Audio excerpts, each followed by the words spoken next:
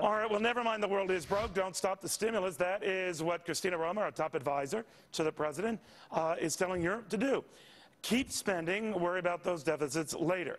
To the Fox Biz All-Stars who are worried right now. Jonathan Hoenig, Lizzie McDonald, Mike Norman, and Matt McCall. Matt, what do you think of this?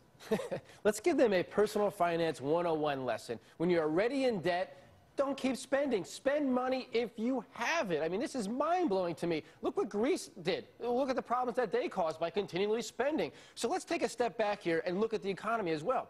They're actually predicting Europe to grow this year and next year as well, almost by 2%. So we're past the recession in my mind. You don't spend once we're out of it. Let the market take control. Let the market play out and let the growth come back, not from the government. Mike, you like all this spending. I mean, I don't know how to explain it anymore. I mean, first of all, excuse me, spending. Explain again for the dumb among us. Spending adds to GDP, which adds to economic output, which adds to wealth. What's incredible about what Romer says? You're nuts. How could all of this spending be justified? And how do you think a government and an economy propped up by all of this public spending is going to survive when you have to take it away? You don't take it away because to the extent... So you just keep adding. Can I answer? To the extent that the spending adds to the total output of goods and services, which is our wealth. It's artificial. It's not. Listen, are the cars that were created as a result of the stimulus artificial? Are they fantasy? Mike, the homes that were sold, is that artificial? Is you that just fantasy? rob sales from the future. You don't rob sales from the future because the real legacy you pass along to the future is the wealth that was created. Look, the spending that was done in the last 7 years. The only legacy you've passed on is that we become a nation of sponges. You know something, Neil? On that debt clock, you know what's wrong with that debt clock? They don't show the asset clock. Yeah, but that's and while the debt clock is going up, the asset clock is going up. Real estate? The asset clock ain't going up. Those prices we've seen in the last 2 years. Go ahead, Jonathan. Well, Mike, that assumes that all the government spending that you're so fond of actually creates wealth. I mean, Greece is falling apart, and it has something to do with all... let me have a moment here. Sure. I mean, if all that spending actually created wealth, wouldn't Greece be soaring right now? Why is it falling apart? It is the spending, I mean, and the more spending is like giving more poison to a sick person. I mean, tell me, how does billions of dollars and euros in a green energy program create anything besides lost jobs and lost wealth? Let's bring Lizzie in, because she wants to dump on you, too. Go ahead.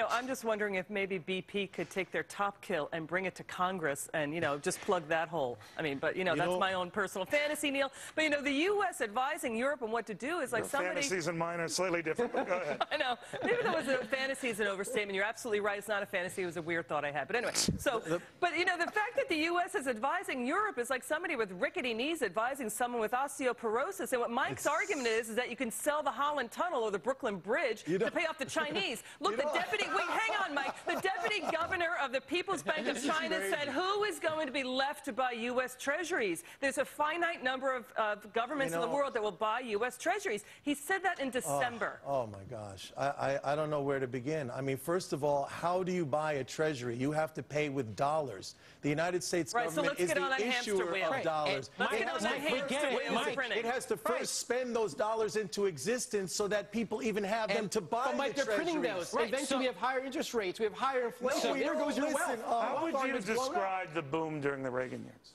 The boom during the Reagan years was precisely as a result of he ran the largest deficits in the post-World War II history until recently. He also ran the largest tax cuts, right? The tax cuts were financed by deficit spending. I mean, the tax cuts led to... Which led what? The tax cuts led to a deficit, which by definition... Did the tax cuts help? They helped, of course, because they increased. So you don't distinguish tax cuts or spending, do you? I would do both. Listen, taxes are too high. Now taxes are. I never said I was for taxes. Because I say you should cut taxes. Well, Mike, you know what? Mike, you're right. You're right, Mike. We can't.